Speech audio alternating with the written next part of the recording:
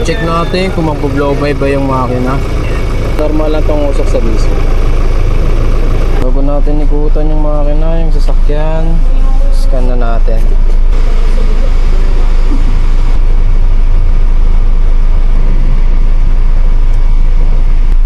$71,593 $71,593 accurate siya.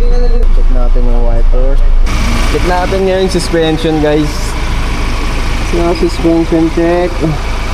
Ito naman siya. Gulong. Yung gulong niya 2021 pa.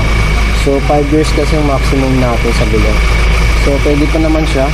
Saka makapal pa. Pero kung gusto naman ni client magpapalit, for the safety na rin. Check natin yung aircon.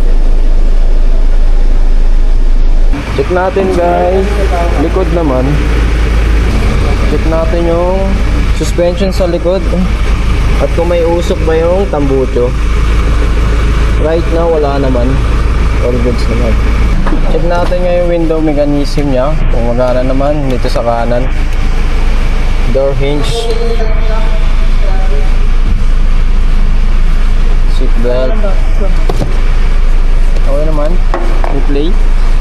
Tayo sa kalawang side. Okay.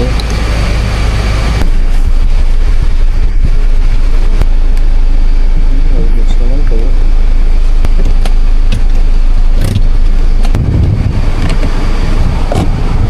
Wala na naman. Yeah, wala naman, sir. Roofing, okay naman.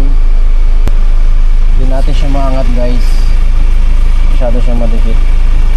Pero based naman sa under chassis, hindi naman siya flooded.